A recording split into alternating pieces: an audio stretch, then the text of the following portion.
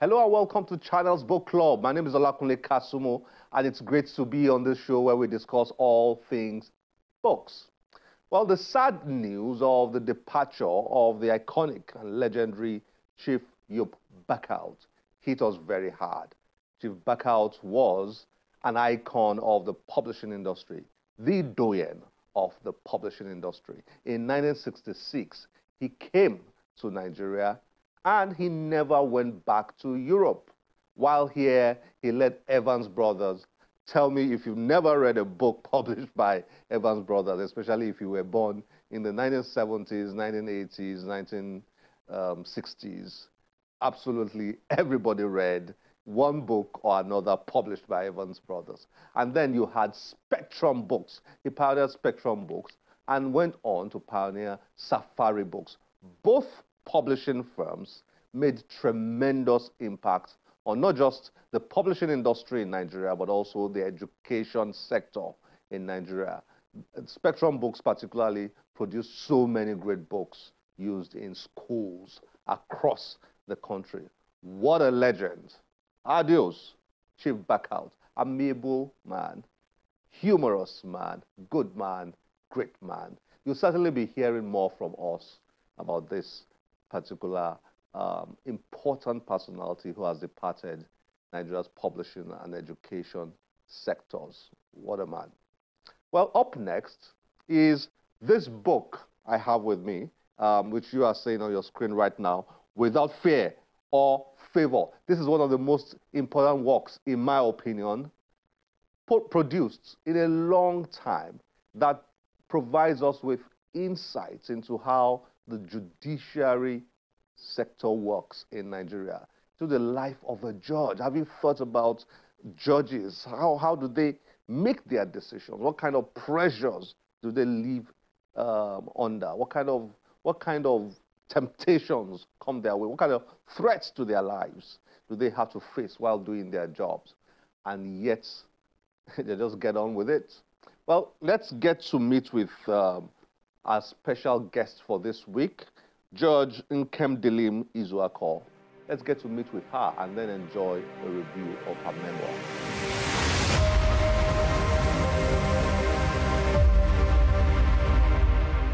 Nkemdilim Izuko is a retired judge of the United Nations Dispute Tribunal, a former High Court judge in Anambra State, and has served as a Commonwealth judge to the Gambia and Solomon Islands.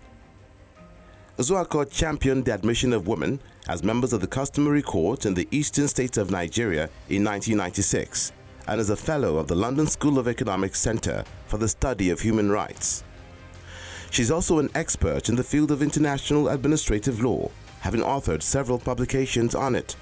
Nkemdilim Izuko joins Channels Book Club to discuss her first book and memoir, Without Fear or Favour.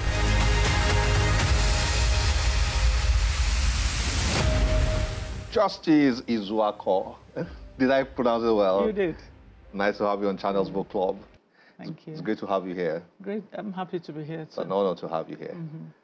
How are you doing? I'm great. I'm okay. Fantastic. Yeah. Fantastic. Well done. Without Fear or Favour, Memoirs of Judge Nkemdilim Izuko.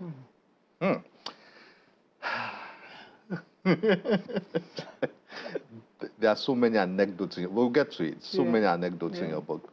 But you've lived your life, most of your life. I have. Yeah, in the legal profession. Yeah. At one level or another. What an exciting journey it has been, I guess. Yes, it's been very exciting. Can you share a little bit of that as we then dovetail into your book? Because I'm sure that this memoir is about you, basically. Yes, it's about me and my experiences, yeah. My professional journey, and sometimes you can't totally divorce your other life experiences from your profession or your career. My career has been quite a journey. A lot of it unexpected, mostly unexpected, unplanned for, but it just turned out the way it did, which kind of tells you sometimes that sometimes there's an unseen hand that guides. Yeah, that's the way life works at times. Yeah, it does work like that. So from me going to study law, it was never the plan. I thought I would be writing. You know, I loved literature. I loved history. I thought I would be writing. My teachers thought so too. But then I'm a police daughter. I'm the daughter of a police officer.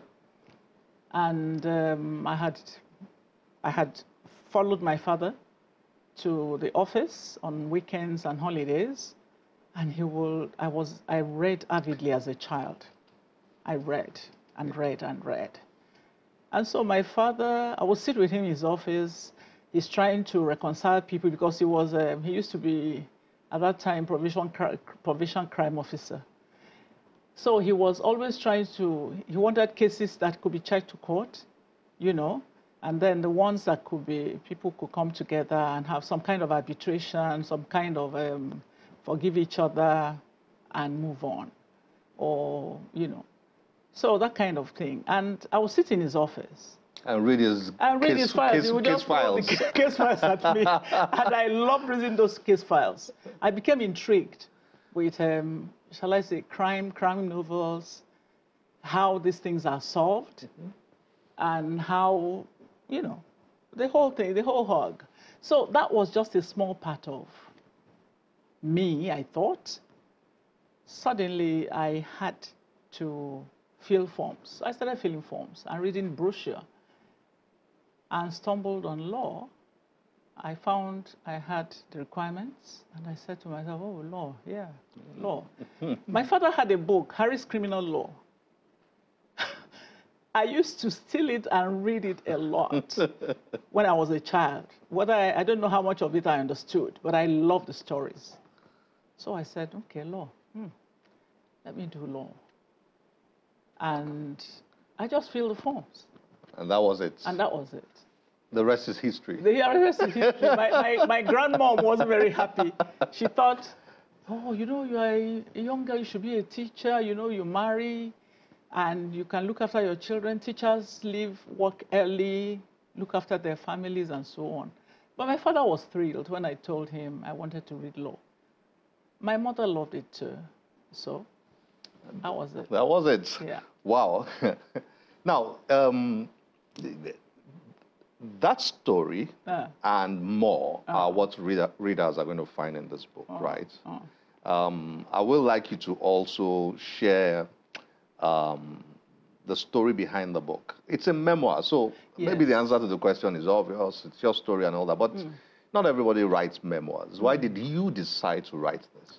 Yes, I decided to write a memoir because at some point, I must say I had a very exciting legal career or judicial career. Obviously, from or judicial career. You know, even when I finished reading law, I admired some of my law teachers very much. And I thought I would end up in academics again. But then I left school and I got married. And then I needed a job. Finally, I found myself practicing law and with a very senior colleague, my principal at that time, Mr. Yamene, who became the first senior advocate in the eastern part of Nigeria. And yeah, I started. I loved the dynamics in the courtroom. I just loved it. And that was it. From then on, somebody said, why don't you become a magistrate? I said, no, I don't want to be a magistrate. But eventually, I became a magistrate. You became a magistrate. And when you are young and you are a magistrate, I think ultimately, when you talk about a judicial career, or you find yourself in a judicial career, well, you start thinking about going up higher. And you want eventually to become, for me, magistrates are judges, but they are junior judges. In this country, we keep saying magistrate, magistrate. Other parts of the world, like in the UK, the people who brought this, thing to us, they now talk about district court judges. They talk about judges. They don't say magistrates. Because they are mainly lay people now. So I became a magistrate. I started working in my career. And fortunately, I got to the top. I got into judicial administration, in the Judicial Service Commission, and then I went on and became a judge.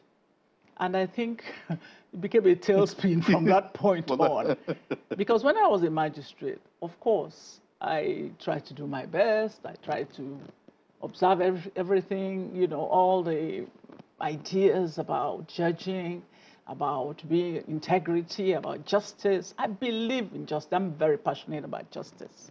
Very passionate. Something you caught from your grandmother? Yes. And yes, and my father and your too. father. And my father too. Because you wrote about the influence they had on your life. Yes. Your father, who was a police officer, as you stated, your grandmother, who was fair, She raised me for about 3 years when I was very young, when I was very impressionable. And your mother, and your mother. Yes. So, okay, because we don't have so much time, I would like us to really explore this, because this is a book that I enjoyed reading. From the perspective of a layman, it provided me what I would call rare insights into, behind the curtain scenes, if I may put it that way. So I think this is something everybody should read, because it helped me to understand the way you judicial people think. And I mean, the judicial mind. You guys spin our world. It's a challenge. It can be very challenging. Yes. Okay, so can you share 2 or 3 anecdotes, very briefly, that a reader will find in your book? Perhaps 1 or 2 that have some kind of national significance. Just very briefly, so that we can provide teasers for readers. Yes, I think part of the reason that I needed to put down my experiences was the one point in my career which kind of was a turnaround for me. Because I became a judge of the High Court in Anambra State. I was very excited and happy that, oh, finally I made it. And when you're in the High Court, you're thinking, I'm still young. Maybe I can get to the Court of Appeal and all that. I didn't have that opportunity because very early, I would say early on, in the first year, couple of years in my career, I faced a challenge, which kind of surprised me, but it was all in my face. I find one thing about the judicial work. You have a reputation generally, usually. People around you, your staff, everybody, lawyers, they all know that, that one, you can do this, you can't do that, that kind of thing. You can't be late to their court. They give you the length of their tongue. You can't do that. You can't try to bribe them, or you can. Or you can. So I think I had a reputation that don't mess with her. And it was okay. But what I learned is that the pressures of the job, because when you're a judge, you are like in the middle and all alone. Everybody who comes to your court is pulling in different directions. Everybody wants to win a case. Everybody wants to be the one. Different interests. At the top. There are so many competing interests. So many competing interests. And here you are, trying to navigate this ship. And usually, when you talk about the courts and, people having issues and coming to court, there could be very powerful people involved. Sometimes they are there staring at you. Sometimes they're in the background, and so on. And that's what happened to me. Because suddenly, here I was doing a case I thought was just another innocuous case. And then suddenly, I'm getting visits in the evening. High-ranking people are coming and saying things like, so-and-so, the big people in the state you are doing this case, they want this in this way, they want you to do that, they want you to make this order, you made this order, they want you to discharge it. Honestly, I'd never been challenged like that before. Because people would always say, leave her alone. This one, she won't listen to you. But they dared. Stakes were higher. They dared, and they started sending people. And I wasn't going to be told what to do. I believe in the separation of powers.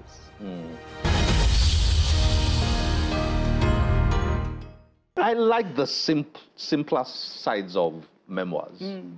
Those sides that usually we'll gloss over because we are looking for the more exciting parts of the individual. You know, the stories about how your sister inspired you to read. The story about how, I remember you wrote that your daughter and Chimamanda Adichie were classmates in primary school, and how you tried to read Half of a Yellow Sun, but you couldn't. Then the stories about your Biafra experience. Yes. Which, you know, I could feel the pain as I was reading it, yes. Your father lost his job. That was part of my life's experience, the pain, and even losing my father. I watched my father die in my home, you know, in his last days, and I felt the pain that this man has served this country to the best of his abilities. He went to war in the Congo. He came back with all kinds of medals. You know, he had done so much. He started serving from Lagos before we went down to the east, just before, you know, couple of years before the war started. He had everybody who knew my father knew that he was an exemplary police officer. And to think, and I know he used to, I had a lot of conversations with my father as a child because I was a lot closer to him than I was to my mother. And he used to, used to talk about justice, he used to talk about fairness too, and he used to, you know, he was also just very passionate about justice like me. And he used to take me to his office. So I sat with him and I came face to face with all kinds of things. And then one day, this is a man who had served Nigeria. And then the war ended. He was posted to Abakaliki, Ebonyi State, as the provincial police officer, you know, for what is now Ebonyi State. He was in charge of that. And then suddenly, this lasted for the whole of 1970. By 1971, there's something like, oh, he's being suspended, oh, the Biafran War, and all of that. Because he fought on the side of Biafra. He found himself on that side, you know, and fought. He wasn't, you know, he was just caught up in Biafra, and he had to serve as, that was the only thing he knew to do, to give service. And he served with all his heart. So why is he being punished? For a war in which we were told there are no victors and there's no vanquished. You know? And look at me, a teenager, a child. You were just about 14 then, right? But I was just turning 14 at the time the war started. When the war ended, I was 16, going on 17. And we'd lost two years, you know, of not practically not going to school. You were home for 2 years. Yes, yes. And then we come out, we're trying to restart our lives. Our parents were deprived of all the money they had in the bank. They were deprived of everything. My father's 2 houses in Port Harcourt were seized. And then, everybody got off with 20 pounds. We're all trying to rebuild our lives. In the middle of that, I'm still in secondary school. I'm the oldest child. And then my father is simply cut off and dismissed. For what, exactly? And my father carried that cross to the very end of his life. It broke him. He was a broken man. And I watched him go. I watched him go. That shaped you. You wrote, I mean, I could see that. Being a child who you were very particular about justice, you had developed that sense of, you know, not tolerating injustice and all that. Then seeing your father experience that, you know, and subsequent things that happened because of the Biafra War experience, it shaped you, right? It did. It shaped you. It did. It did. Yeah, those were the building blocks in my life, my life's experiences. and so on. And again, another thing that happened to me is that, you know, with the threat to my education, when my father was, you know, displaced or dismissed or whatever, with the threat to my, of course, my mother tried to stand in the gap. She did a lot to see that we went through school. And that is why I hate to think that any child is deprived of going to school. If it is something I can do, if I can come in, you know, I mean, somebody comes and says, oh, they're supposed to go to, somebody who work with me is supposed to go to law school and the fees are too high. Oh my goodness, I can do that. I can easily pay, and I did. And of course, there was another young man. Fortunately, today he's a High Court judge. He worked in the Gambia. He worked with me. And he wanted to study and wanted to go to school. But his parents couldn't afford it. I encouraged him. Unfortunately, again, God on my side, I was now working internationally. I was able to put him through university in the UK. Today, he's a High Court judge in the Gambia, and I'm very proud. I am very proud. And so I am, shall I say, I'm a sucker for young people in trouble.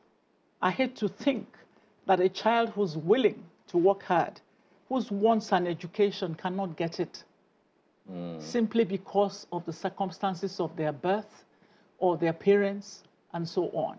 I think I can give my breakfast for, yeah. And then you, of course, lovely pictures, I have to say. I can see your parents that you spoke so fondly about, your dad. First Holy Communion, 1961, look at you. Final year at Holy Child Secondary School. Beautiful 17-year-old, 1970, after the war. Christmas with mommy, 1972. Lovely pictures. And as a young lawyer with my mother, I like the story of how he eventually ended up as a magistrate, but time will not permit us. What's the name of the, was it the Attorney General of Anambra State then, who just told you that Lagos you are going? It was my chief judge. You got a job. You know, in the day, the way you know, when you saw the chief judge, in fact, when you saw a judge, it was like, oh, my Lord, you know, it's like you're seeing God. And then my chief judge, Justice Araka, bless his soul, just bless him. You know, he was a great guy. And he was another person who lost his position as judge and chief judge because of the war? No, not because of the war, but because he stood up to the military government.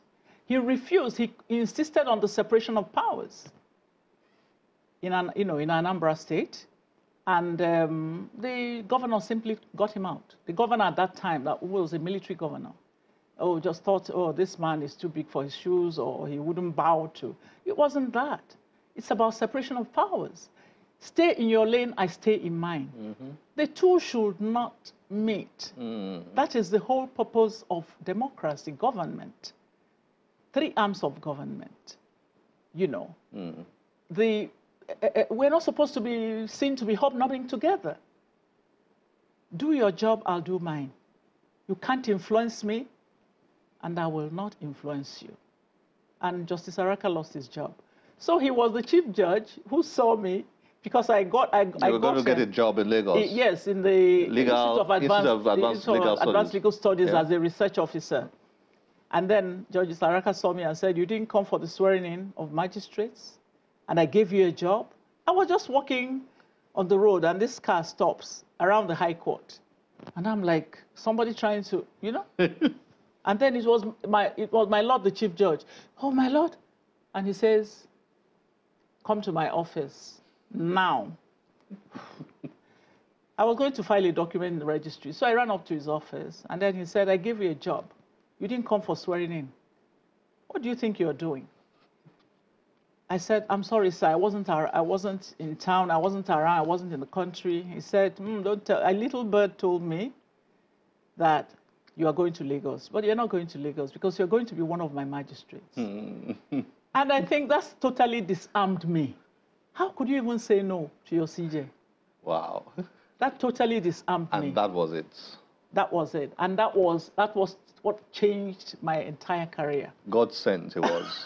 God sent. I imagine. Wow. So many more. Well, let's leave those ones for viewers to check out. Thank you very much for sharing your thoughts, for sharing your book, for writing this. You're such an asset for Nigeria. I hope so. I pray so. Maybe with this, people will start listening to you. Again, it's a book everybody should read. Thank you. Thanks for joining us on Channels Book Club. Thank you. It's a pleasure having you. My pleasure too.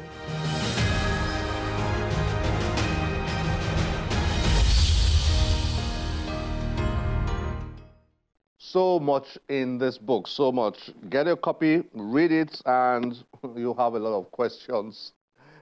I'm very sure you have a lot of questions you'd like our guests for the week to answer. Send us those questions, comments, observations, whatever it is, your review, your thoughts on any of our social media platforms displayed on your screen. We'll be very happy to get back to you.